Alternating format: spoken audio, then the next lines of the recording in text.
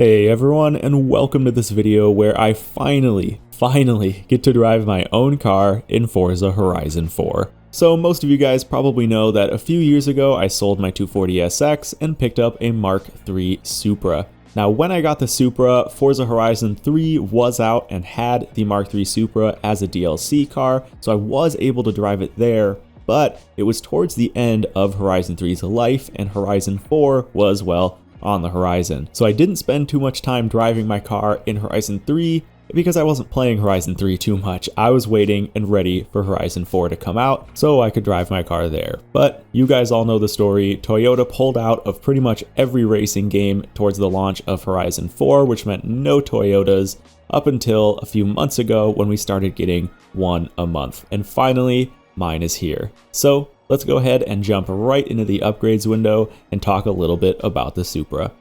Alright, the 92 Supra that we have here comes with a 1G GTE twin-turbo engine, which is actually a bit rare for this generation of Supra. The Mark III came with 3 different families of engines in total. There was the 1G, which you're looking at here, the 7M, which is what my car had, and the very famous 1JZ, which is actually what I'll be putting in my car soon.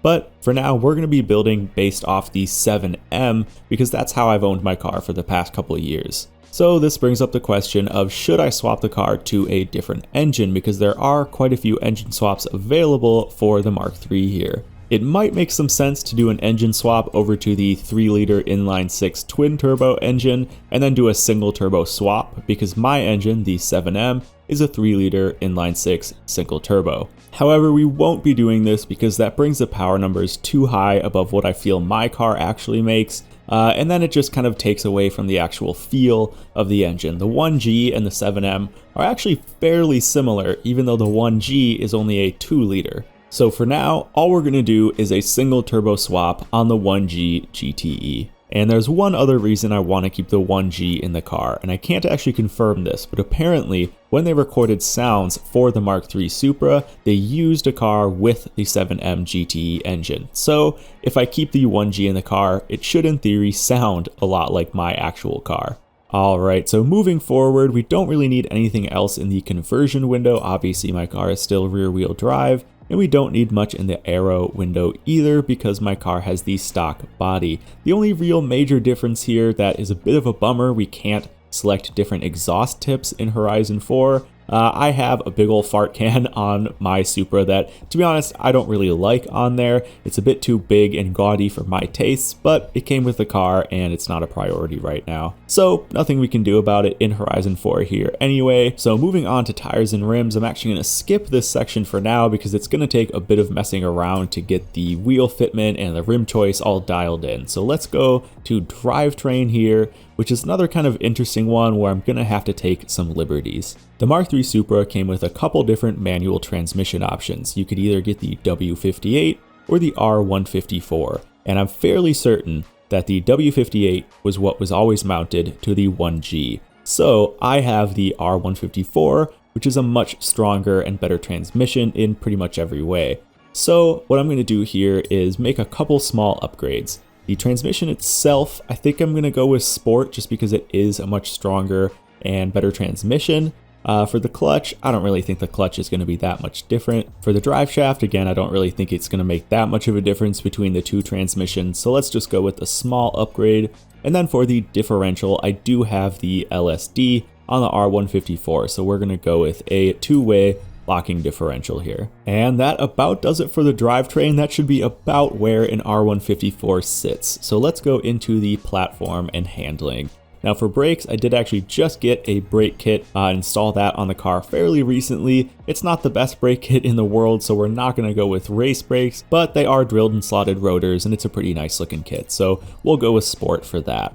Alright, so moving into suspension, I actually have a terrible set of coilovers on the car right now that just don't ride well at all. So I'd like to go with the Sport springs, but those don't have height adjustment options and my car's a lot lower than this. So instead, because we don't want to do the race upgrade and get that huge performance upgrade, I'm going to go with the drift suspension because that gives me the height adjustment and camber adjustment so I can make that match the actual car without actually getting a big performance upgrade from the race suspension. Now my sway bars are stock and I don't have any chassis reinforcement, but I have pulled quite a bit of weight out of the car. So let's see what our options here. We have either 80 pounds, 281 pounds, or all right, we're not going to go with that. I have not pulled that much weight out of the car.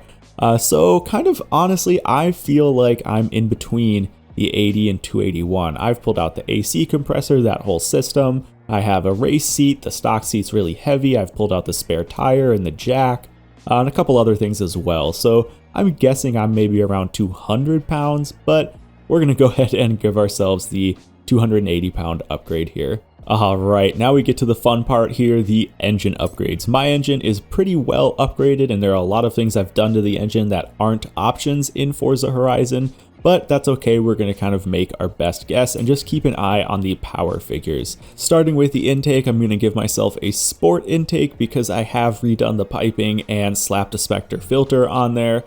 For the fuel system, I have both an aftermarket fuel pump and bigger injectors. So again, I'll probably just give myself a sport upgrade here because they're not the biggest injectors they could be and it's not the best fuel pump it could be. Now for ignition, my ignition's pretty stock. I do have upgraded spark plugs that fit my turbo tune a little bit better. So let's just give ourselves the street ignition here. And then moving into the exhaust system, I do have a pretty comprehensive aftermarket exhaust with the turbo manifold, elbow, downpipe, pretty full exhaust system. I kind of want to pick this one just because it has a muffler that matches the one that I have, even though I don't like it. But let's go ahead and do this because it's not full race spec exhaust, because I do still have a cat on there, and a lot of full race spec exhausts are just going to be straight piped. Now for the cams, nothing to do there, stock cams. Valves is the same, displacement is the same, and pistons and compression are the same. It's a pretty stock block. Now for the turbo, although the turbo itself is the stock turbo that comes on the car, I have turned up the boost quite a bit. I think stock PSI is around 7, and I run between 12 and 14 depending how stupid I'm feeling. So I'm going to go ahead and give myself the race turbo upgrade because that is a huge part of why my build in real life makes as much power as it does. And on top of that, I do have the aftermarket blow-off valve and intercooler piping and all that good stuff. So speaking of intercooler, I'm just going to give myself the sport upgrade here because it's definitely not stock, but it is an eBay prefab kit. So it's not the best in the world, it just gets the job done. For oil and cooling, I think I'm just going to kind of leave it stock here just because I have done a few things like relocate the oil cooler and add a catch can and stuff like that, reroute a few of the lines, but none of it really adds that much performance. It's just to keep the cooling down, so that doesn't really change anything. And then for the flywheel, I am running a stock flywheel. So let's go ahead and check on the power and see how close we are to the actual numbers. And I feel like we've fallen a bit short here. Mine makes around 350, so we've still got some ways to go. And I actually just had an idea. I didn't even think about this.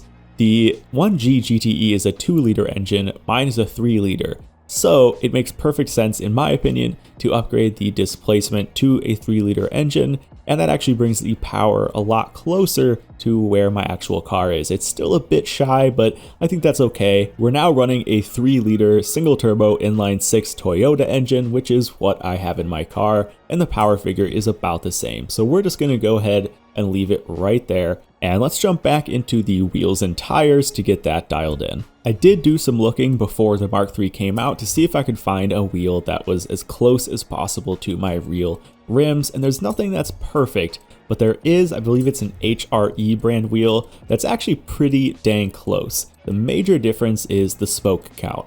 The HRE wheel, yeah, here it is a 5-spoke, whereas mine's a 7-spoke.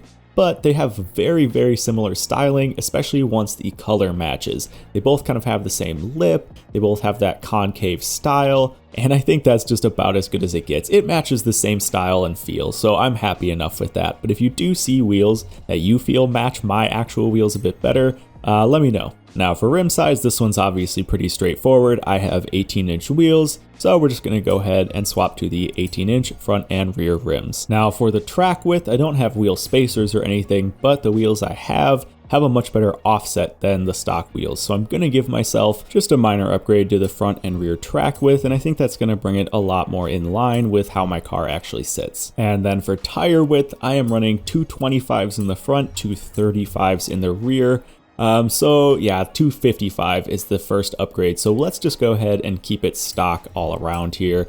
Because honestly, Forza Horizon gives you more grip than you should have anyway. Finally, we'll jump into the compound itself. And I am running a slightly upgraded road tire, so we're just going to give ourselves the street tire compound. And that is, I believe, everything as far as upgrades goes. So I do want to jump into the alignment and just get that dialed in a bit closer to how my actual car is. And then once that's done, it's time to paint. In the tuning window, I just made a couple minor adjustments. I turned up the tire pressure because I usually run a little bit higher, between 32 and 34. I changed the springs, made them a bit softer to feel a bit more how my actual springs sit. And then of course I adjusted the alignment. I do actually have a camber gauge, so I was able to measure that and get my alignment accurate. Alright, so let's paint, and this is going to be very easy. I am running the Toyota Factory Black for the body paint, and my rims are actually a kind of unique color called Solar Black, but for the sake of simplicity, we are going to just run with a simple matte black. My real rims do have a bit of a purple tint to them, but it's really hard to see unless the sun's on them. So that's really all there is to it.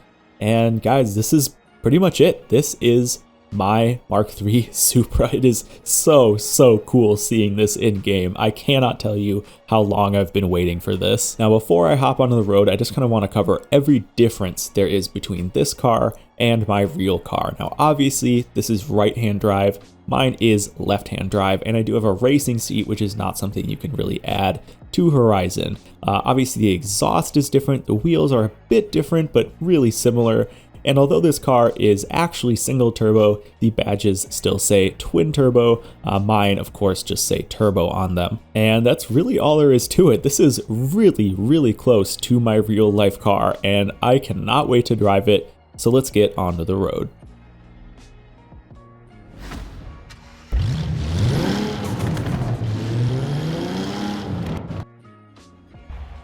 And here we are. Now, the first thing I want to check out is the sound, and you'll remember that it is rumored the sound file for this is actually a 7M GTE, so it should sound pretty close to my car. And honestly, it really does. My car feels really spooly. You can just hear nothing but the turbo in the cockpit, and just kind of this very smooth but throaty drone of the exhaust. And that is exactly what I'm getting from this. So that is awesome. This honestly sounds very close to mine. The blow-off sound is definitely a little bit different. This one feels tunery and has kind of a whistle to it, whereas mine just feels a little bit more airy. If you want to hear what mine sounds like, it's actually my channel intro. So when the HokiHoshi thing pops up, that's my turbo spooling, and then you can hear the blow-off valve, and that's from inside the cockpit. So obviously there are subtle differences, but honestly the spirit of my car sound is 100% here.